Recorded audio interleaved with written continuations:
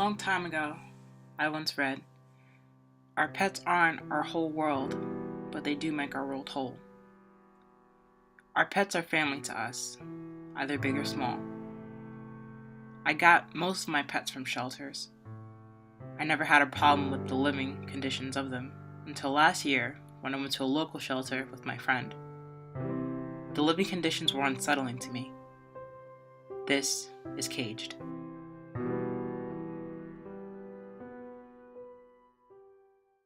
I started at the animal shelter I knew best, North Shore Animal League. I've gotten many animals here. You can clearly see these animals are well taken care of and the shelter is properly staffed. The cats and dogs seem happy here. Some dogs share space with other dogs, which is great for their behavior. They even have the price of the animals as soon as you walk in. A dog park is right across the street as well. Though North Shore was great, I had to head back to the shelter that I went to a year ago.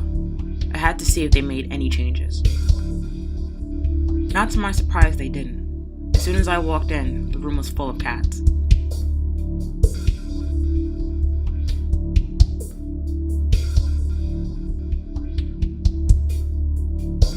I was greeted by a staff member, and she showed me around. Our first stop was a small breed room. The room was small and confined, with no natural light, very similar to a prison cell. I could barely hear what she was saying to me because of the tight space and the loud barking. We headed over to the large breed side. The area reeked of bleach and strong cleaning chemicals. A lot of the cleaning supplies were left out. If a dog were to accidentally escape, I'm sure the worst would happen if he or she got a hold to these chemicals. I saw there were a few aggressive dogs here, so I asked my guide, what does the shelter do to help them? Mean dogs or something? You guys have a behavioralist that comes in? We have some trainers that try to help. I mean, the one that we really can't do anything with. Euthanizing dogs because of their aggression? As I left, I knew there had to be a bigger picture.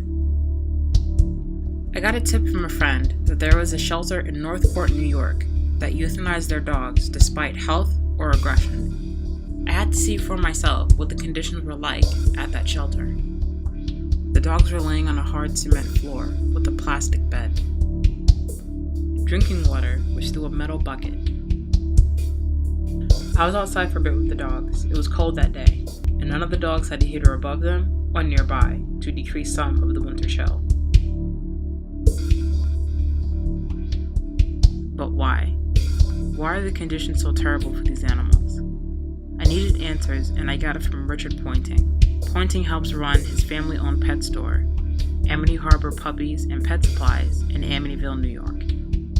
Well, a lot of it has to do with selling the dog and money, because a lot of it, when it comes down to it, is money. I mean, even here, we care about our dogs, but at the end of the day, we have to keep this place up and running. We have to keep feeding the dogs. We need the money to keep getting in and providing for these animals. So for dogs, especially their age, they are, I hate to say it, but are worth less monetarily, money-wise, as they get older. So a dog here, at 3 months old, 4 months old, is worth in the thousands, or like later hundreds, and a 5-year-old dog is probably worth $50, $100. So these shelters are not getting a lot of income. They're may even be selling the dog, maybe just giving him away for adoption. I don't know everybody's policy, but they want a lot of the places you showed me, you can hear it's echoing because they have to have these large lots, and you can hear the echoing of the dogs and the barking. So they get like these cheaper, lower income places to hold these dogs in. They have basically the bare necessities for these dogs because of the fact that no one's going to pay $600, $700 for a 5-year-old dog. The only part of it is money, and the second is just, I would say, care. I would say because of the fact that some shelters are kill shelters, that they're not going to put their all in because they know at the end of the day, this dog could be put down. Money and overall care seems to be the driving force as to why the conditions are so terrible for these animals. Animal lovers all around should pitch in with donations or even save a life at these animal shelters to give them a good home. Until next time, my name is Asha Johnson, and thank you for watching Caged.